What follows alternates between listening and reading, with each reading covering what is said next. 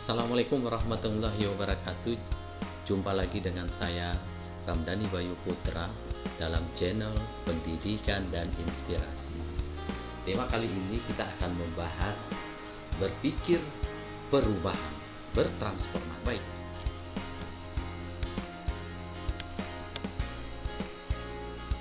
Sebagai seorang entrepreneurship, pola pikir yang terbentuk dalam jiwa seorang entrepreneurship itu adalah pola pikir yang berkaitan tentang bagaimana suatu bisnis usaha, unit yang sudah dibentuk itu dapat berjalan walaupun dalam kondisi-kondisi yang lambat, tetapi dia tetap continuous seiring dengan perkembangannya.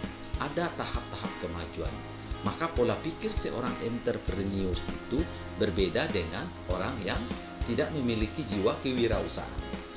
Oleh karena itu bisa kita bedakan antara seseorang yang memiliki jiwa entrepreneurs dengan non-entrepreneurs. Pada prinsipnya, seseorang yang memiliki jiwa entrepreneurs, jiwa wirausaha, dia itu produktif. Dia itu memiliki kreativitas, inovasi untuk melihat suatu peluang yang dapat berguna untuk menjalankan usahanya, atau berbuat sesuatu yang mungkin menjadi kegiatan-kegiatan yang berkaitan dengan unit bisnis atau ekonomi. Melainkan seseorang yang memiliki jiwa non-entrepreneurs, dia itu lebih kepada konsumtif. Produktivitasnya rendah, tapi malah bisa kita katakan di sana bahwa jiwa atau minat yang ada di dalam dirinya itu tidak berkembang, sehingga dia lebih kepada konsumtif, pemakai, pengguna. Jadi jelas seseorang yang memiliki jiwa entrepreneurs, dia itu produktif. Produktif dalam arti apa? Dia itu membuat suatu kegiatan-kegiatan yang berkaitan dengan unit bisnis. Sementara seseorang yang memiliki jiwa entrepreneurs atau jiwa kewirausahaan itu biasanya dia adalah resources utilization. Dia itu memanfaatkan sumber daya yang dimiliki. Jadi terkait dengan sumber daya yang ada, itu diberdayakan, digunakan sepenuhnya untuk kegiatan-kegiatan yang bersifat entrepreneurs, unit usaha. Sementara kalau kita lihat pola pikir seseorang yang tidak memiliki jiwa entrepreneurs, yaitu lebih resources disruption. Dia lebih kepada membuang-buang sumber daya, karena dia tidak memanfaatkan sumber daya yang ada itu yang dapat digunakan untuk kegiatan usaha, tetapi hanya membiarkan peluang, tidak menggunakannya, hanya menggunakan sebagai konsumtif, bukan untuk menciptakan nilai. Itu yang merupakan pola pikir antara seseorang entrepreneurs dengan non-entrepreneurs. Selanjutnya, kita juga bisa dapat mengetahui bahwa untuk memulai suatu kegiatan unit usaha itu memang tidak lepas daripada risiko atau hambatan. Maka hambatan yang ada dalam diri kita sendiri itu adalah hambatan terbesar yang tidak bisa kita hindari. Maka persepsi memulai usaha itu di antara individu juga masing-masing berbeda. Mungkin antara satu dengan yang lain, ada yang merasa sudah terlalu tua atau malah merasa terlalu muda. Sebagaimana yang kita gambarkan pada pertemuan slide kita yang kemarin, bahwa ada orang-orang yang memiliki unit usaha, dia malah sukses di usia tuanya, seperti pemilik daripada KFC, yaitu Colonel Sanders, di usia tahun 76 tahun baru sukses. Tetapi juga ada orang yang memiliki kemampuan untuk berusaha yang sukses di usia muda, yaitu seperti Stephen Jobs yang memiliki badan company yang besar, yaitu sebesar Apple. Jadi kalau kita memiliki hambatan persepsi dalam diri, menjudge diri kita itu terlalu tua atau terlalu muda, ini juga akan menjadi hambatan bagi kita ketika kita akan melangkah membuka suatu usaha. Persepsi yang berbeda. Kemudian hambatan persepsi memulai usaha itu bisa juga kadang kita mengatakan kita tidak berbakat, ya, walaupun kita masing-masing kita diberikan oleh Sang Pencipta minat dan bakat itu setiap orang ada. Tetapi bagaimana dia memahat, melukis membentuk dirinya itu melahirkan jiwa entrepreneurship. Ada upaya, ada usaha. Jadi sebetulnya tidak ada kata terlambat untuk memulai usaha. Seperti yang kita lihat ada orang-orang yang berusaha di usia tua, sukses. Kemudian yang ketiga itu mungkin ada hambatan dalam persepsi kita karena berusaha membutuhkan modal. Jadi kita selalu mengedepankan modal. Padahal di era teknologi 4.0 seperti Gojek dengan sebagai pendatang baru atau newcomer itu, dia tidak memiliki capital atau modal yang besar. Tetapi bagaimana keunggulan yang dimilikinya dalam bentuk teknologi mampu memaksa perusahaan besar seperti Taksi Google untuk di-merger. Ini menunjukkan bahwa ketika kita memiliki persepsi yang salah untuk memulai usaha, maka kita tidak akan dapat memulai suatu kegiatan bisnis. Maka kita perlu yang namanya transformasi, berubah. Sebagaimana yang dikatakan oleh Renal Ghazali, siapapun individu, kelompok, organisasi yang tidak berubah di era perkembangan teknologi yang dahsyat dan luar biasa ini, maka dia akan mati. Dia akan tidak bisa bangkit seperti yang terjadi pada, kalau kita lihat contoh yaitu Nokia. Nokia itu pada awalnya dia memiliki kemampuan perusahaan yang bagus, tetapi dia kehilangan momen untuk melakukan inovasi. Kodak juga seperti itu. Sony Ericsson juga seperti itu. Mereka sampai sekarang tidak mampu bangkit karena kehilangan momen untuk inovasi dan kreativitas. Maka yang perlu kita renungkan bahwa kalau kita lihat dari hasil penelitian ini, bahwa setiap hari manusia itu biasanya self-talk itu berbicara pada dirinya, menjudge dirinya itu sebanyak 55.000 sampai 60.000 kali. Namun melakukan self-talk itu, bicara pada sendiri itu biasanya 77% pernyataan itu hanya bersifat negatif, melemahkan diri. Ya seperti tadi, saya tidak mampu, saya tidak pantas untuk melakukan usaha di usia muda ini, saya mesti belajar, saya sudah terlalu tua, atau saya tidak berbakat, saya tidak punya modal. Ini adalah bagian-bagian self-talk yang kita lakukan secara tidak sadar, menjudge diri kita bahwa kita tidak memiliki minat. Padahal kalau minat itu kita asah, kemudian kita kembangkan, bisa jadi yang tadinya kita tidak memiliki jiwa entrepreneurs yang tinggi, namun akhirnya kita berhasil mengembangkan satu unit usaha. Kemudian ya sebagai renungan juga, mungkin ada juga orang yang mengatakan ya self-talk itu ya saya kurang sukses, saya sudah terlambat untuk berubah menjadi orang sukses. Maka sebagaimana yang digambarkan oleh video Bosman Merdiku itu jelas ya, bahwa kita sebagai kaum milenial, kaum penentu perubahan di tahun 2030 dan tahun-tahun berikutnya adalah kaum milenial yang memberikan perubahan berkaitan dengan era bisnis. Tentunya kaum milenial adalah orang yang juga memiliki potensi kewirausahaan yang besar dengan tingkat pendapatan, kekayaan yang juga besar. Jadi sayang kiranya ketika zaman era digitalisasi yang sangat melaju ini masuk kepada 5.0, itu kita sebagai kaum milenial tidak mampu memanfaatkan perkembangan ini sebagai bentuk persiapan kita sebagai agen perubahan. Kemudian bisa jadi juga sama seperti tadi ya, kita mungkin mengakui diri kita secara tidak langsung, saya terlalu tua untuk sekolah. Belajar itu kalau dalam agama Islam dimulai dari ayunan sampai ke liang kubur. Jadi belajar tidak mengenal batas waktu, tidak mengenal batas umur. Maka belajarlah sehingga kita menemukan ide, peluang, tentu yang berkaitan dengan aktivitas entrepreneurs, yang berkaitan dengan unit usaha, yang mana startup di negeri kita ini masih relatif kecil. Indonesia sebagai keunggulan dalam bentuk demografi ini jadi manfaat bagi orang-orang di luar sana yang menjadikan negeri kita sebagai tempat pelebaran produk, pemasaran produk.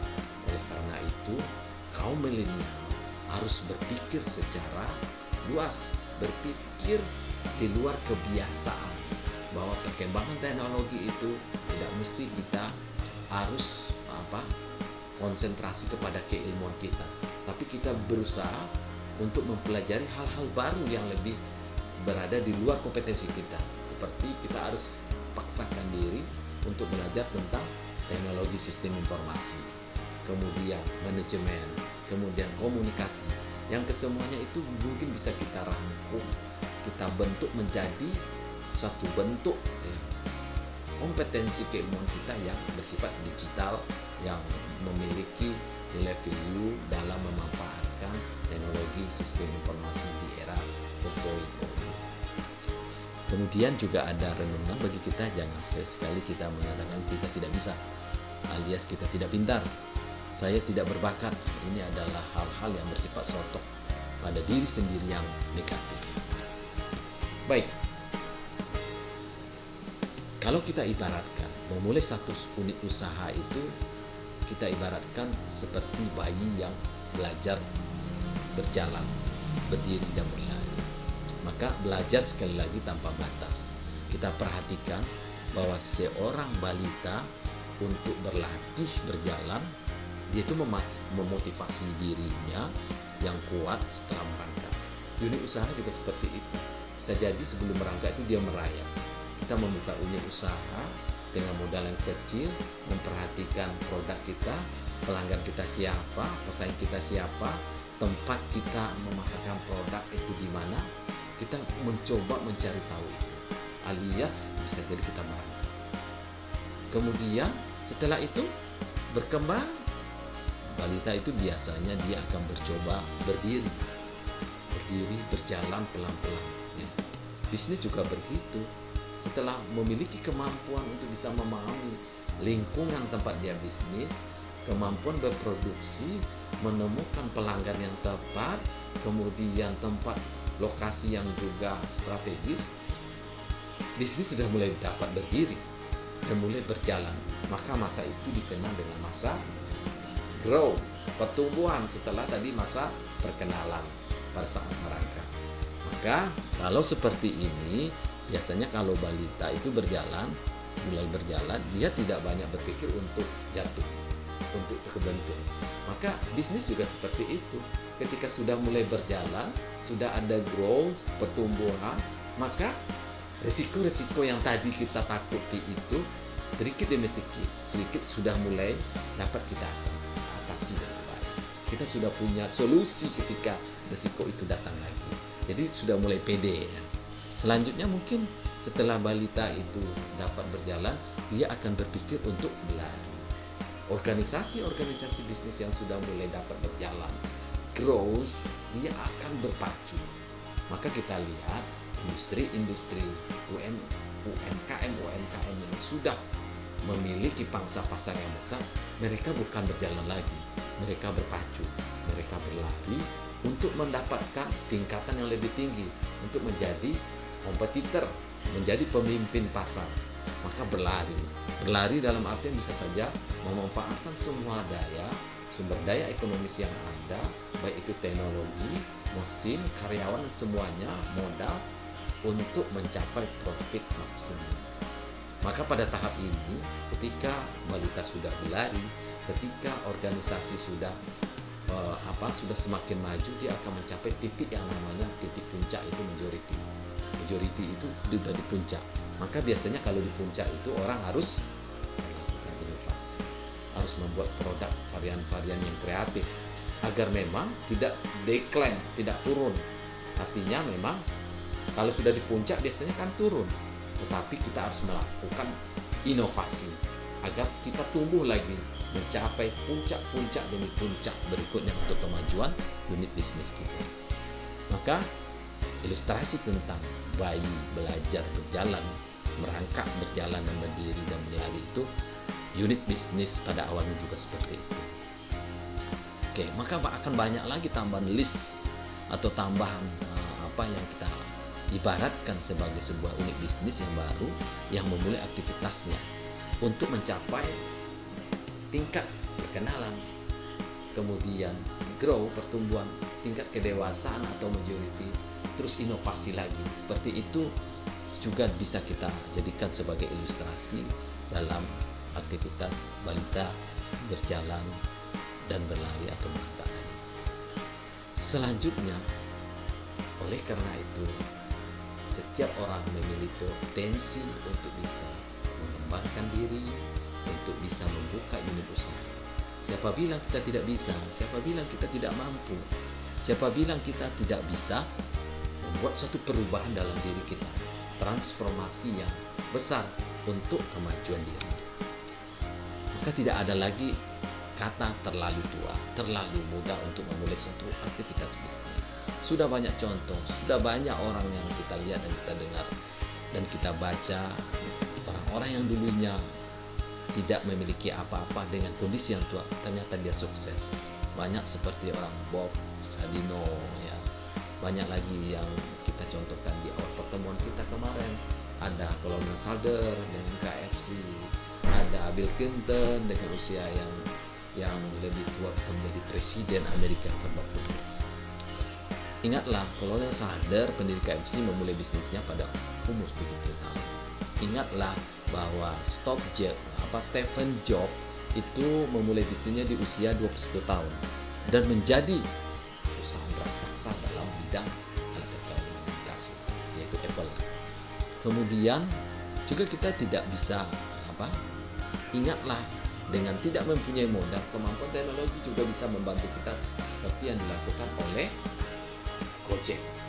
Jadi siapa bilang ketika kita tidak punya modal, kita tidak bisa berusaha? Ini sudah dibuktikan oleh Gojek yang memaksa taksi Bluebird untuk merger dengan dia. Kemudian siapa bilang Ornesis itu yang saat ini sudah sangat besar sekali unit bisnisnya, ternyata dia juga memulai bisnisnya dalam angkutan dengan OPM, Other People Money, ya, dari kecil-kecil. Jadi memang tidak bisa kita langsung bisa jadi besar, melainkan kita juga harus melakukan semua proses tahap demi tahap kegiatan dari unit bisnis tersebut. Selanjutnya, ya, apa hal yang perlu yang kita perlukan untuk memulai satu bisnis? Maka setelah kita mengetahui hal-hal tadi, yang sangat kita perlukan dalam memulai bisnis itu adalah 3M. 3M pertama itu adalah motivasi. Motivasi yang hadir dalam diri yang sudah kuat itu memberikan kekuatan bagi kita untuk bisa melakukan, menciptakan unit daripada bisnis. Kemudian mindset, pola pikir yang juga terbentuk sebagai jiwa entrepreneurs itu juga harus, bagaimana pola pikir itu harus kita dekatkan kepada langkah-langkah yang memang realistis, langkah-langkah atau bergaul dengan orang-orang yang sukses. Jadi pola pikir kita juga bagus, keinginan, motivasi yang kuat tadi dengan pola pikir yang kuat itu akan melahirkan sebuah minat dan bakat untuk membentuk satu unit produksi. Yang terakhir yang tidak kalah penting, ketika motivasi dan mindset kita juga sudah kita miliki, maka yang perlu harus kita lakukan adalah make it, just do it. Lakukan tindakan. Jadi fokus kepada orientasi untuk tindakan itu juga harus kita lakukan. Ketika semua motivasi yang ada, kemudian mindset, pola pikir dengan wawasan kewirausahaan yang kita miliki terhadap produk atau jasa yang kita bentuk, tentu kita harus membuat satu keputusan, yaitu action, yaitu bertindak. Jadi ini bagian yang sangat penting ketika memulai bisnis. Ada 3 faktor M. Terima kasih kepada teman-teman semua. Silakan bantu channel ini untuk bisa berkembang lebih baik, ya, dengan melakukan subscribe, like, dan komen. Baik. Selanjutnya ini juga bisa menjadi menjadi renungan, ya, atau menjadi pertimbangan bagi kita. Ada 2 alternatif, uang dan waktu. Jadi untuk memulai satu kegiatan unit usaha, kadang orang selalu sepertinya berkaitan dengan uang, kemudian waktu.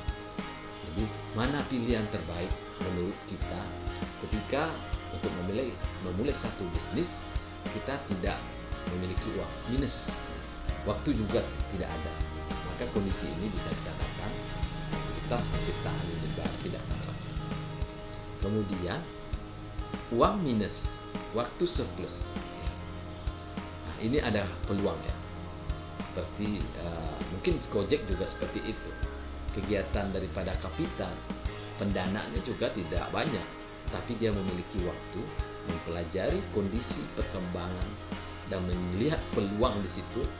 Ternyata Gojek mampu menjalankan suatu usaha yang akhirnya tumbuh besar, mengalahkan organisasi-organisasi yang mapan yang sebelumnya sudah lebih tua hadir sebelum Gojek. Kemudian mana yang Anda pilih ketika Anda memiliki uang surplus, uang banyak, tetapi tidak ada waktu untuk memulai kegiatan usaha? Maka ini juga tidak terbentuk yang jiwa kewirausahaan. Melainkan Anda mungkin bisa jadi investor yang menerima return juga pengembalian dari hasil investasi Anda. Tapi ketika Anda memiliki uang yang surplus, kemudian waktu surplus, dan ini sangat akan berpotensi untuk melakukan kegiatan bisnis. Maka kondisi ini nomor 2 dengan nomor 4 itu adalah pilihan yang mampu mendukung aktivitas kewirausahaan. Namun semuanya bergantung kepada diri kita. Bagaimana motivasi yang kuat, pola pikir yang juga sudah terbentuk bahwa kita harus membentuk satu unit usaha yang mungkin motivasinya mengangkat derajat kehidupan, ingin menjadi mandiri, ingin menjadi pengusaha. Itu bergantung kepada diri kita. Maka sekali lagi, sukses itu adalah fungsi dari pilihan. Kita boleh memilih mau jadi apa, mau jadi karyawan, mau jadi pengusaha, atau mau jadi pekerja buruh. Jadi sekali lagi, sukses itu ditentukan oleh kita sendiri. Tentukan pilihan Anda. Oleh karena itu, bertransformasilah, berubah. Karena perubahan ini yang akan berdampak kepada hal-hal yang lebih baik ke depan. Ke depan, perkembangan teknologi akan semakin dahsyat, seperti 5.0 yang sudah berjalan di negara-negara maju seperti Singapura. Luar biasa dampaknya. Disruption terhadap aktivitas-aktivitas pekerjaan itu sudah banyak terjadi. Apalagi kemarin ini 4.0 juga sudah banyak mereduksi pekerjaan-pekerjaan yang awalnya dilakukan oleh manusia. Apalagi di era nanti 5.0. Oleh karena itu, kaum millennials seperti saudara ini menjadi penentu, menjadi generasi estafet yang menggantikan orang-orang yang ada di saat sekarang untuk melanjutkan perkembangan daripada kehidupan di masa yang datang. Bertransformasilah dengan cepat dan tepat. Ambil bagianmu. Sekali lagi ingatlah, tingkat hasrat berwirausaha itu bisa datangnya dalam diri kita. Motivasi yang kuat. Maka ada yang ungkapan yang mengatakan berwirausaha itu akan berhasil ya, sebagaimana perasaannya itu cinta pertama. Maka kalau kita bayangkan, kalau hasrat saat jatuh cinta pertama kita sandingkan, motivasi kita berwirausaha itu seperti itu, maka kita akan selalu mencintai aktivitas itu, mengupayakan bagaimana aktivitas itu berjalan, aktivitas itu tumbuh. Orang cinta pertama itu memang sangat indah sekali. Maka ketika keindahan itu kita bentuk dalam berwirausaha, insya Allah aktivitas minat dan bakat yang kita miliki terhadap unit usaha akan tumbuh dan berkembang. Oke, terakhir mungkin kalau kita ingin perubahan yang kecil dalam diri kita terhadap hal-hal, maka biasanya orang katakan rubahlah sikapmu, rubahlah perilaku. Kalau Anda menginginkan perubahan kecil dalam hidup Anda, hanya akan menjadi orang-orang yang biasa, tidak luar biasa. Kita bisa lakukan rubah perilaku kita. Itu yang dikatakan Stephen Covey. Tapi kalau kita ingin melakukan perubahan yang besar, yang mendasar, maka rubahlah pola pikir kita, mindset. Jadi orang-orang yang memiliki jiwa kewirausahaan itu biasanya merubah pola pikirnya. Maka itulah yang dikatakan perubahan perilaku dalam jiwa kewirausahaan sangat diperlukan. Orang yang melakukan perubahan yang kecil dalam dirinya itu bisa dikatakan kegiatan kewirausahaan yang akan dilakukannya juga tidak akan mendatangkan tingkat pertumbuhan yang lebih tinggi dan bisa jadi akan tidak berhasil. Namun orang-orang yang melakukan perubahan yang besar, bertransformasi, merubah mindsetnya, itulah yang dikatakan seorang wirausaha yang sukses. Teman-teman yang saya cintai, demikian saja mungkin paparan tentang berkaitan dengan berpikir bertransformasi, berpikir untuk berubah. Sekali lagi, bantu channel ini untuk bisa berkembang lebih baik